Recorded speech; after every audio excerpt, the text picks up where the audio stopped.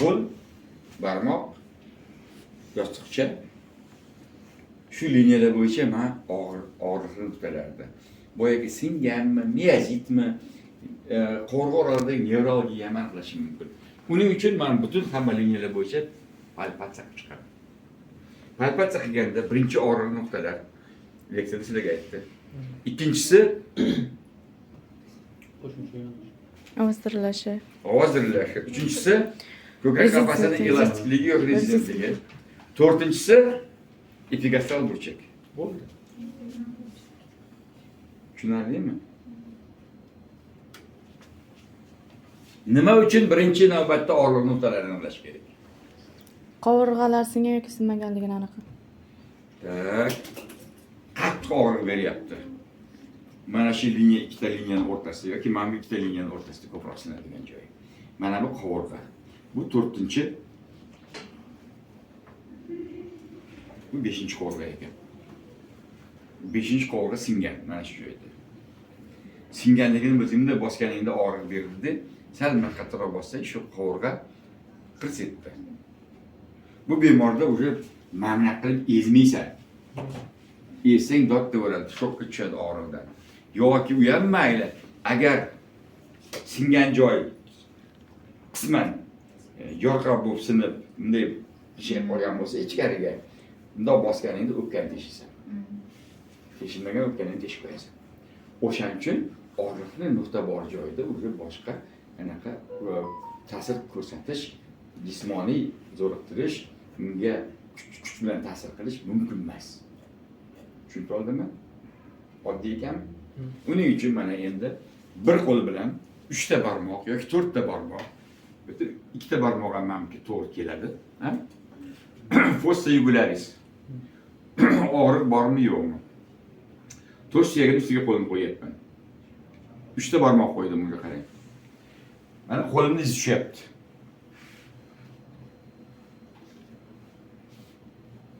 Hech bitta santimetrni o'tkazib olmasdan palpatsiya qilib chiqdim. Ya so'rayapman, og'riq bormi yo'qmi deb. Endi ikkita liniya, ikki qo'llar. O'mroq suyagini usti, o'mroq suyagini o'zi, o'mroq suyagini osti, qovurg'a oralig'i, qovurg'a oralig'i, qovurg'a oralig'i, qovurg'a oralig'i. Sezyapsan qovurg'a tushganini? Mana tepada oralig'i, mana qovurg'a oralig'i. Qarang, qo'lim bundoq bo'lib qolyapti. Astenik. Tak. Qovurg'a oralig'i, qovurg'a oralig'i, mana qatga tushdim. Pastga qirrasiga tushdim, ha? Pastga o'zim o'tmayman. Bu qorin bo'shlig'i o'tib ketyapti. Tekshirib chiqdim. Xuddi shunday, endi nima? Parasternalis. Yoki mana bundan qilgan bo'lsam, mana ikkitasini ikki qo'lim bilan egallab ketdim, ha? Parasternalisni ham, sternalisni ham. Endi bu yog'iga masalan, men liniya bo'yicha qilaman desam, yana bu yoqqa o'taman. Tushundinglar? Oraliq bo'sh qolmayapti. Usti umurtqani, o'mroqni o'zi, o'mroq osti sohasi, qovurg'a oralig'i, ha? Qovurg'a oralig'i, xuddi shunday palpatsiya oxirigacha tushaman. Og'riq bor yo'qligini aniqlayman. Undan keyin bu liniya, keyin bu liniyani olaman. Ha? Xuddi shunday hamma liniyadan qilib chiqishim kerak. Agar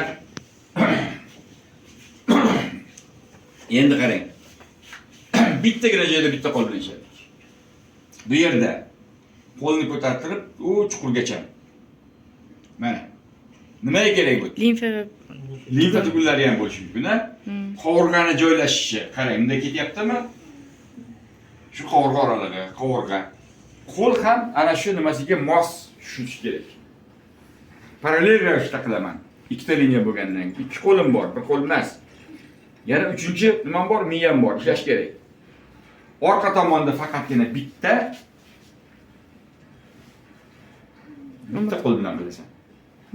Bunda o'simtani o'zi, o'simtani oralig'i bu nima bo'ladi?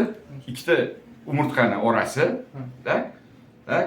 Xuddi shunday oxirigacha tushishim kerak. 12 ta umurtqa pog'onasini ko'krak qafasiga taalluq bo'lganini qilishim shart.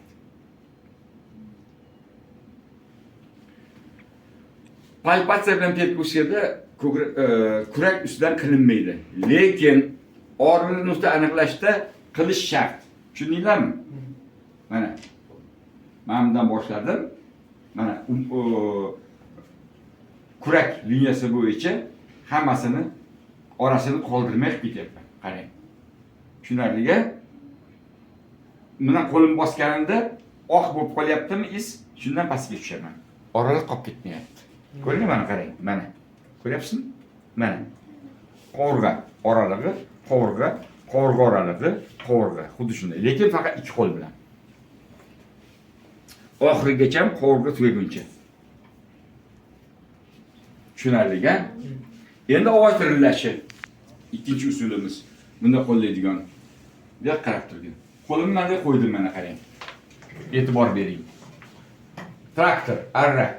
Traktor, arra. Tak, traktor, arra. Traktor, arra. Traktor, arra. Traktor, arra. Endi men 3-qovurg'acha keldim. Bu yerda deyman, nimaga? Yurak bor. Davom ettiring. Traktor, arra. Traktor, arra. Traktor, arra. Traktor, arra. Traktor, arra. Oxirigacha tushdim mana. Arra. Bu yerda endi mana ikki qo'l bilan axillaris anterior. Давай. Traktor, arra. Traktor, arra. Traktor, arra. Traktor, arra. Xuddi shunday hamma liniyalar bo'yicha chiqish kerak. Orqa tomonda endi qarang.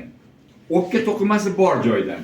O'pka to'qimasi o'tkazadi o'zidan. Endi shu ovoz tirlashni o'tkazishida nima hisobiga o'zgarish bo'ladi? O'pka zichlashgan bo'lsa, zich to'qimadan ovozi o'tishi kuchliroq, kuchayadi. Krupos pnevmoniya bo'lgan bo'lsa. Susayadi. Qachon? Havoga to'lgan bo'lsa, emfizema bo'lgan bo'lsa. Yoki fiziologik semiz bo'lsa susayadi, ozg'in bo'lsa kuchayadi nisbatan. Tushunarlimi? Osonmi? Yo qiyin bo'ldimi? Bo'shliq hosil bo'lgan bo'lsa susayadi. Ana endi bunda e'tiborlar qaratlaring. Mana. Traktor arra. Traktor, arra. Traktor arra. Traktor, arra. Cho'qqi lopatka usti bilan bitta, men bitga bitta. Endi men bu oraliq qarang, kichkinagina joy. Qo'lim sig'maydi. Nima qilaman? Qo'lni bundoq oldiga bosh sal egishni iltimos qilaman. Mana oraliq ochildi. Ko'rdinglarmi? Qo'lim sig'adi endi mana. Qani, davay, traktor arra. Traktor, arra. Traktor, arra. Traktor, arra. Traktor, arra. Traktor, arra. Qo'ling tushir. Nega tushirdim? Chunki Mana kurak sohasiga keldim. Endi bu o'tga bundoq qo'yaman. Traktor, arra. Traktor, arra. Traktor, arra. Traktor, arra. 1, 2, 3, 4, 5, 6, 7. Agar siz Strutinskiy bo'yicha qaraydigan bo'lsangiz, sxemalardan chizib qo'yibdi, necha marta qo'l qo'yayotganligini. Endi qo'lim masalan katta bo'lsa, undan ham kam qo'yishim mumkin. Sabab ahvat bo'yi все. Siz o'tkazmayapman, qo'lim katta bo'lganini hisobga, tana kichkina bo'lsa, masalan 3 marta qo'ysam tamom bo'ldi o'tkaz. To'g'rimi? Chegarasiga yetib keldim. Ana bu sizga ikkinchi usul. Endi ikkinchi usul, uchinchi usul. Ko'krak qafasining elastikligi. Bundoq siqib ko'rgan ikki tomondan egilishi, elastikligi, qo'lingga qaytib kelishi bu rezistentligi. Rezinkanda qishda qaytib keladimi? Tak. Bu yon tomondan. Oldi orqa tomonga. Qo'lim umurtqa pog'onasida to'sh suyagi bu xanjarsima o'simta. Undan yuqoriga qo'yaman. bundan pastga qo'yaman, tanasiga qo'yaman. Hmm. Nega? Bu nima deymiz? Rukoyatka. Soqqa deganda, pichoqni soqqadagi. Bu tanasi, bu xanjasima o'simta. Mana shu o'rtaga qo'ydim и bosib ko'raman mana. Elastikligi normalniy. Agar havo bilan to'lib ketsa, bo'lmaydi. Qiyinroq bo'ladi. Qarshilik ko'proq bo'ladi. Shu sezish kerak. Qo'l odamning qo'li sezish kerak, o'shani o'rganish kerak o'shanga. Bu birdaniga kelib qolmaydi. Qachon keladi? Qo'lingiz bilan ishlab, shuni qilib turganingizda keladi. Ungacha ham yuraverasizlar. Qancha? 90 bormi? 90 dan kam. Astenik. Uni ikkinchi belgisi nima edi? Qovurg'alarning joylashishi. Uchinchisi umurtqa, umr suyagini usti chuqurchasi, pastki chuqurchalarini aniq yaqqol ko'rinib turishi va orqa tomondan olganimizda kurak ko'tarilib turishi mana.